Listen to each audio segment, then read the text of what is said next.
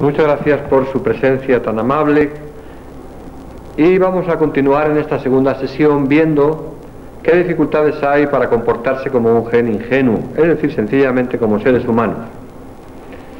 Decíamos antes que lo matemático es más fácil que lo del desarrollo humano y en efecto tengo que comenzar diciéndoles que para consuelo nuestro todas las generaciones han experimentado una gran dificultad a la hora de superar sus propios atascos, sus propios extravíos.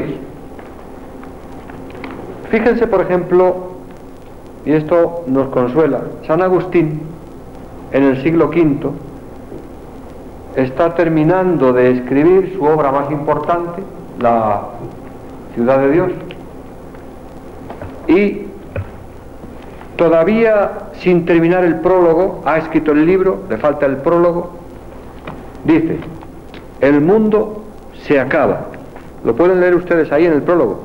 Mundus senescit. Un hombre como San Agustín, que diga que el mundo se acaba. ¿Por qué?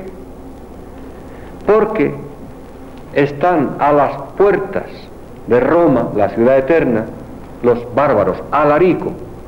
Alarico viene con su caballo a terminar con Roma. Y como para él Roma es el mundo, cuando entra el enemigo en el mundo suyo, se acaba el mundo. No ha habido una sola generación donde los grandes poetas, artistas, escritores, filósofos no haya dicho: señores, esto se acaba. Qué curioso, ¿verdad? Y no se ha terminado. Seguimos adelante. Aunque tenemos que tener mucho cuidado, claro está, con no comportarnos de tal manera que sí que se acabe, que venga el lobo finalmente, aunque no haya venido todavía. Por ejemplo, a mí me preocupa el lobo ecológico o el lobo antiecológico, ¿sí? Que sencillamente pues hagamos irrespirable la atmósfera y entonces sí, hay cosas que son irreversibles, pero bueno, lo cual no impide, como acabo de decir, que cada generación tenga sus problemas. ¿Qué era más importante? ¿La crisis ecológica nuestra o la entrada de Alarico en Roma? Hombre, yo creo que es más importante la crisis ecológica, pero para los romanos que como San Agustín creían que cuando entraba Alarico se acababa Roma, para ellos era igualmente importante la entrada de Alarico en Roma, ¿verdad? Como dice un poeta, por pequeño que sea, todo lo que nos hace sufrir es grande, si nos hace sufrir. Pues bien, esto por un lado. Por otro lado, quiero añadir lo siguiente. Hay que distinguir entre sociedad abierta y sociedad cerrada. Casi siempre el 99,9% de la ciudadanía tiene una mentalidad cerrada. Y una mínima parte de gente, que son los creadores de futuro, tienen mentalidad abierta. Ejemplo. Ya saben ustedes que a mí me gusta poner ejemplos, porque sin ejemplos se hace todavía mucho más difícil. Por ejemplo, Aristóteles, que era el genio más grande de la filosofía de su época, siglo V antes de Cristo, y que además era médico de la corte de Macedonia, del rey, era médico, era un filósofo porque pensaba, además era médico, el mejor médico, ya practicaba vivisección en los animales, o sea que les abría para ver cómo funcionaba el movimiento del corazón, las aurículas, los ventrículos, fíjense de quién estamos hablando. Este individuo fue el mismo que aseguró que por dos motivos los esclavos son inferiores a las gentes libres. Primer motivo, porque tienen un diente menos que los libres. Segundo motivo, porque cuando toman se emborrachan, a diferencia de lo que les pasa a los hombres libres. ¿Qué les parece a ustedes? ¿Motivos serios o motivos ridículos? Pues no, pues así. Está hablando el hombre más importante de Grecia, la mejor cabeza, y sin embargo da ejemplos absolutamente estúpidos para justificar la esclavitud. Los esclavos tienen que serlo porque nacen con un diente menos y porque cuando toman se emborrachan. ¿No les resulta un poco extraño? Sí, ¿verdad? ¿Por qué? Porque no es capaz ni Platón, ni Aristóteles, ni los más grandes genios de superar la mentalidad cerrada de su época en ese terreno. Superar la esclavitud es algo que cuesta todavía mucho tiempo, hasta que surge Jesús de Nazaret, que creo que eso no se lo podrá negar nadie, porque objetivamente es con el cristianismo con el cual se rompe esa moral cerrada, antigua, y aparece una moral abierta, nueva. Casi siempre la instauración de un nuevo valor como este, el de la libertad frente a la esclavitud, casi siempre ocurre lo siguiente, que le cuesta la vida al que instaura una moral abierta. La sociedad primero mata y luego canoniza al que ha elevado el nivel de la historia. Los ejemplos serían innúmeros en este terreno. Por lo tanto, tenemos que tener también un poco de piedad para con nosotros mismos, porque somos limitados. No nos damos cuenta. Les voy a poner un ejemplo. Imaginen que estamos en una habitación cerrada, como aquí, mucha gente, y que al final, después de 10 horas de grabación, ¿verdad?, no hemos salido de allí, pero entra, se abre la puerta y entra alguien que viene de fuera y dice: ¿a qué huele aquí? Porque todos lo olemos. Nosotros no lo hemos comprendido, porque estábamos dentro. Tiene que venir uno de fuera para darse cuenta. Entonces, si nos analizasen a cada generación desde dentro, no percibiríamos gran cantidad de valores o de comportamientos negativos. Tiene que ser alguien que salga afuera, que irrumpa, que rompa, y este instaura novedad. Es muy difícil. Somos muy limitados. Somos muy limitados.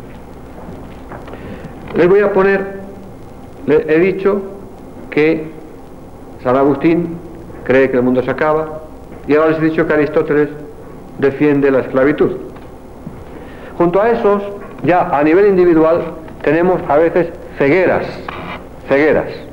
para comprender que somos personas o para desarrollar algún valor. Por ejemplo, Napoleón Bonaparte decía que la música es el menos desagradable de los ruidos. ¿Qué les parece? Napoleón Bonaparte, con su gran sombrero y su gran estrategia militar, para él la música era absurda, absurdus, sordo de. Él era sordo a la música y la música le parecía absurda. ¿Cuántas veces, sin darnos cuenta, tenemos valores atrofiados, cada uno de nosotros? Se producen ciegos. Tenemos cegueras, cada uno de nosotros. No todo el mundo, pero con frecuencia. Y por eso nos resulta tan difícil entender las cosas. Otras veces no somos ciegos, sino durmientes. Estamos durmiendo. Tenemos un valor, pero está dormido. Hasta que llega el príncipe que nos da el beso en la frente y nos despierta para esos valores. ¿Cuántas veces un servidor, por ejemplo, vivió en la universidad de enfrente, a 2 minutos de la catedral de Salamanca, que hay 2 catedrales, una vieja, una nueva, una maravilla? A 2 minutos, Era quitarme el pijama y estar ahí en 2 minutos, porque vivía en un colegio mayor enfrente. Primer año no fui, no entré en la catedral a verla, porque para mí eran un conjunto de piedras. Y alguien puede decir, ¿pero cómo es posible? Pues sí. ¿Por qué? No lo sé. Gracias a las circunstancias yo he podido progresar. Hoy desde luego voy a ver los monumentos. No son para mí piedras, pero eran piedras. Hasta que la experiencia de la vida de una persona, a veces de repente y a veces poco a poco, va despertando. Y esto nos ocurre a todos, o a más o menos, que podemos estar durmientes a esos valores. Es difícil. Junto a esto uno se encuentra los cínicos. Un cínico es, decía Oscar Wilde, cínico es el que conoce el precio de todas las cosas y el valor de ninguna. O decía Antonio Machado, cínico es el que confunde valor y precio. Necio es también el que confunde valor y precio. ¿Cuántas veces parece que hoy vale esto pero ya mañana no, porque hoy sí me interesa pero ya mañana no? Valoramos las cosas en función de nuestros intereses. ¿Cuántas veces? También nos encontramos con más dificultades. Por ejemplo, hay personas que parece que quieren valorar las cosas en función de su estado de ánimo. Así, por ejemplo, lo que se denominan las personas hipersentimentales. Para un hipersentimental lo importante no es el borracho que le pide a uno una copa de más. Un hipersentimental le da la copa aunque le perjudique. ¿Sí? A un hipersentimental le perjudica. Pero no le importa. Es que yo tengo tan buen corazón, que me da tanta pena el borracho. No sabe decir no. Y a veces hay que decir no, porque quien bien te quiera, te hará llorar. Y quien bien te eduque, tiene que saber poner límites a tus deseos. Se confunde con mucha frecuencia el sentimentaloide, que cree que tiene buen corazón y lo único que tiene es que le gusta llorar, pero no le importa para nada que el otro pueda sufrir, sino dar rienda suelta al propio sentimentalismo. Otra dificultad, por ejemplo, es la que ustedes han visto cuando murió la princesa Lady Di. Ella estaba agonizando, el coche donde iba quedó, bueno, desastroso, y los paparazzis estaban por ahí haciendo fotografías para ver qué cara ponía mientras moría. La antítesis de lo anterior, ningún sentimiento, cero sentimiento, pero sí interesarse por bueno, pues qué reacciones, qué palabras dice. Nerón, cuando Nerón manda incendiar Roma, cosa que no es tan segura históricamente, pero en el caso de que hubiera mandado incendiar Roma Nerón, lo que nos dicen las crónicas es que mientras se achicharraban los romanos, él tocaba la lira lánguidamente y echaba unas gotitas de llanto en un cánope, en un vasito de oro, y decía, ¿cómo sufro? Qué difícil es deslindar entonces la emotividad de verdadera. Difícil es darse cuenta de que ahí hay una hipertrofia o un agigantamiento del yo, con independencia del sufrimiento de los que se están achicharrando. La verdad es que hay gente que quiere ser el niño en el bautizo, la novia en la boda y hasta el muerto en el entierro si nos descuidamos. Lo que le importa es que aparezca su yo en toda circunstancia. Como decía Unamuno, que hablen de mí aunque sea bien. Eso es lo que importa, ¿no? Pero así no se puede educar moralmente ni humanamente a la gente, con esa hipertrofia yoica, con ese egocentrismo. ¿Dónde se va? ¿eh? Y la verdad es que tenemos el yo tan a flor de piel, como también decía Unamuno, hablo siempre de mí porque es lo más cercano que tengo a mí mismo, ¿verdad? Y según eso es muy difícil. Hay otras personas que te dicen, no hables nunca de ti, tú no tengas ningún sentimiento, tú ayuda y no seas sentimentalista. Como si para ayudarle a alguien no se pudiera hacer esa ayuda a la vez que teniendo buenos sentimientos. ¿Eh? Es frecuente que te digan, tú eres un sentimentalista, haz algo y olvídate de tonterías. ¿Eh? Te quieren matar el sentimiento, te quieren matar la dimensión profunda en la vida relacional. Bueno, y lo que es peor, yo no sé si ustedes encuentran esto, yo me lo encuentro con bastante frecuencia. Lo siguiente, hay gente que no es capaz de vivir, por ejemplo, la fidelidad. Pongamos por caso, el valor de la fidelidad. Y les molesta que tú intentes vivirla, porque se sienten como acusados, digámoslo así, y te desacreditan. Mira, es un imbécil, es tonto, pudiendo no lo hace.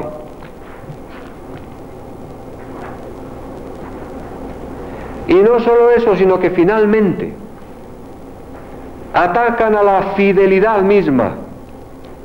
Dicen, todo el que sea fiel es porque es un aburrido, la fidelidad es una estupidez, lo importante es pasárselo bien en cualquier rato, etcétera, etcétera. Atacan al valor mismo que no pueden vivir. Primero atacan a la otra persona, y cuando no tienen bastante con atacar a la otra persona, se ataca ya al valor mismo. ¿Eh? Es un imbécil, es tonto. Porque yo, en lugar de decir es que yo soy un incontinente o un infiel, o no tengo voluntad de dominio, atacan a la persona, atacan al valor.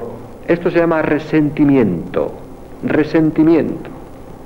El último grito del resentimiento es ir contra los valores mismos que son superiores y que nosotros no podemos llegar a manejar. Ya ven qué difícil es, ¿eh? Puede parecer tan sencillo, pero como los valores los llevamos tan dentro y tan cerca de nosotros, es fácil que seamos ciegos, o durmientes, o egoístas, o resentidos, o que históricamente no nos demos cuenta de las cosas. A todo el mundo nos pasa. Pero no importa, se puede educar. La educación sentimental, la educación afectiva, la educación para ser ingenuo, se puede y se debe hacer. ¿Verdad que nos educan mucho en matemáticas? Muchos años de matemáticas. ¿Y por qué no se educa en educación sentimental y afectiva y valorativa y humana? ¿Qué pasa? ¿Que eso cualquiera lo sabe cuando viene al mundo ya? Pues no es tan fácil. Y hay que educar en eso. Y es lo que estamos haciendo nosotros. Intentar ver las dificultades primero para luego, después, no quedarnos simplemente en el lamento y dar soluciones. Pero todavía no ha llegado la hora de la solución. Nos queda ver algunas dificultades más. Para que vean ustedes que es complejo. Miren, quiero manifestarles la dificultad ahora relativa al espacio, a la distancia. La dificultad siguiente: si yo miro a la cámara del fondo, todavía la veo porque está a una distancia adecuada, pero si aquella cámara del fondo estuviera hiperlejos, digamos a 1 kilómetro, yo no vería la cámara porque no tengo tanta posibilidad de ver, ni la cámara me podría enfocar, supongo yo, si es una cámara normal. Ahora bien, si la cámara me la pongo encima, aquí, tampoco la veo. La cámara no. Si yo quiero esta página, con esta mala letra que yo tengo, esta página, si la pongo a 1 kilómetro no la puedo leer, y si me la pongo encima tampoco. Bueno, por tanto, muchas veces, demasiado cerca no se ve lo que se debe hacer y demasiado lejos tampoco. Iba yo caminando y vi a lo lejos algo que me pareció un bulto extraño. Me acerqué un poco más y me pareció que era algo que se movía. Me acerqué un poco más y era un ser humano. Me acerqué un poco más y era mi hermano. Me acerqué un poco más y era yo mismo.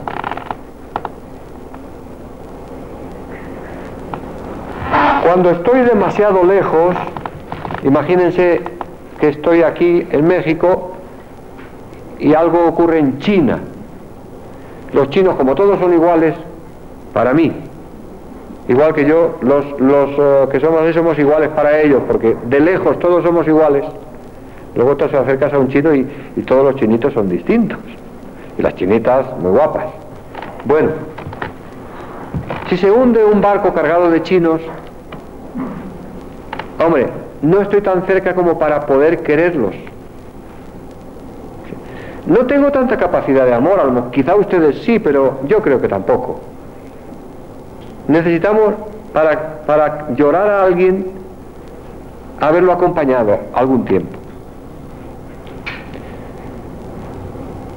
Entonces, demasiado cerca, el ícono se convierte en invisible.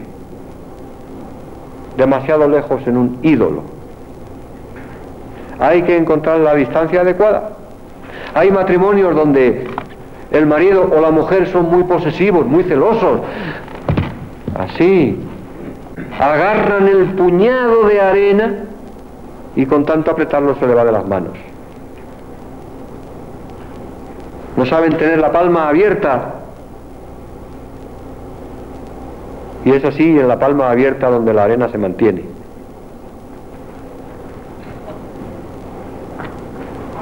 Demasiado cerca, demasiado lejos. Hay que encontrar la distancia adecuada. ¿Cuál es? La del prójimo, situarme a la distancia del prójimo como de mí mismo. Esa es la distancia adecuada.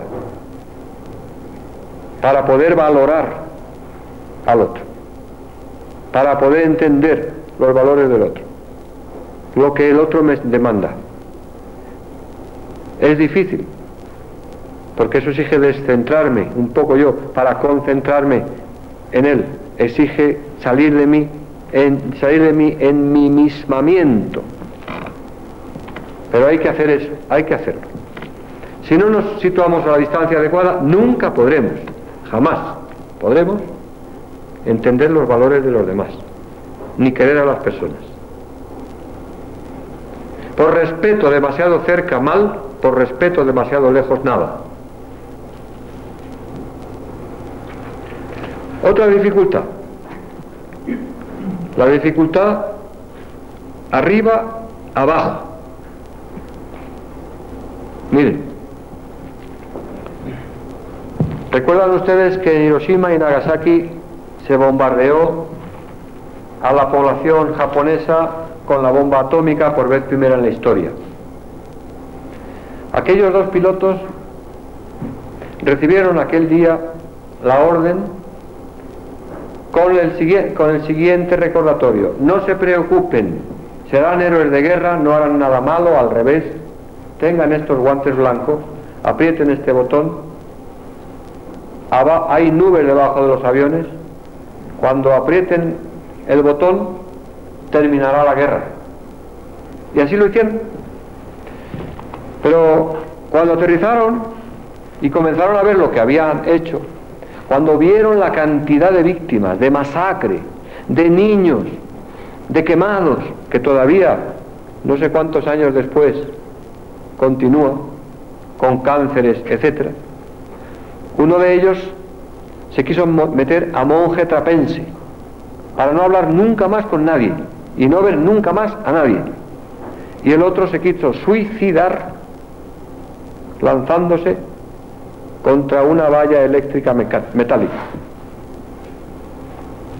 Y cuando se les preguntó a ambos que por qué adoptaban esas pautas de comportamiento tan extrañas, ellos dijeron: desde arriba se ven las cosas distintas a como se ven desde abajo.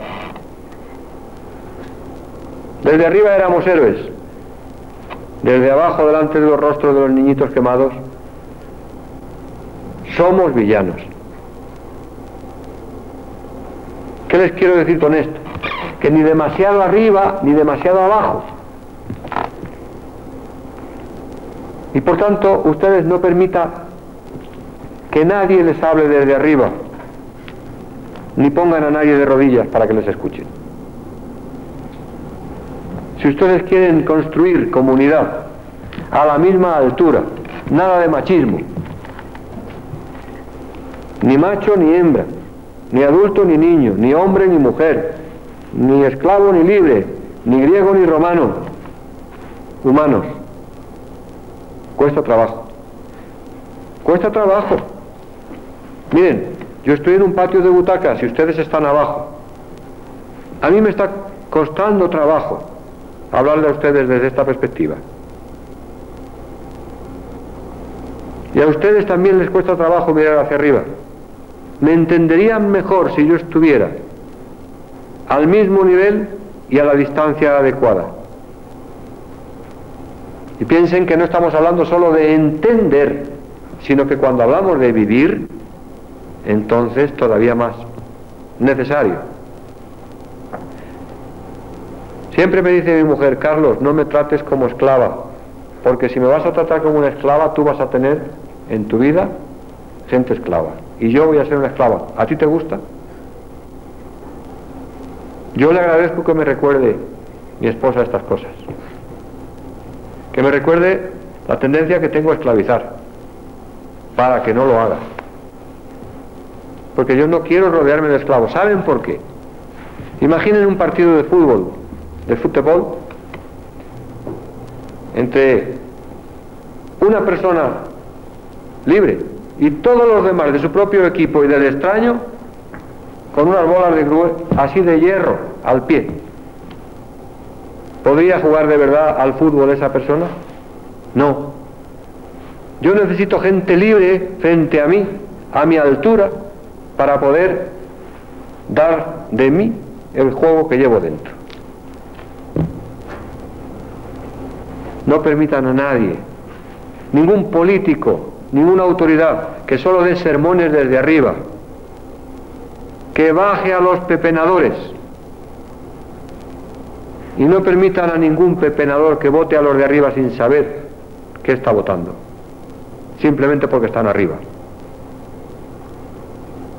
Así no se hace patria, así no se hace escuela, así no se hace comunidad, así no se hace progreso. No solo gritando, acercándose a la distancia adecuada, es lo importante. Y otra dificultad es la dificultad, por ejemplo, he hablado de dificultades de espacio, de dificultad de tiempo, por ejemplo, la dificultad pronto, tarde. Miren, les voy a contar una anécdota. Un día había en España una tremenda conmoción popular porque había una epidemia de encefalitis y las mamás estaban muy preocupadas por sus niños, por si era contagioso, por si era muy mala aquella cosa.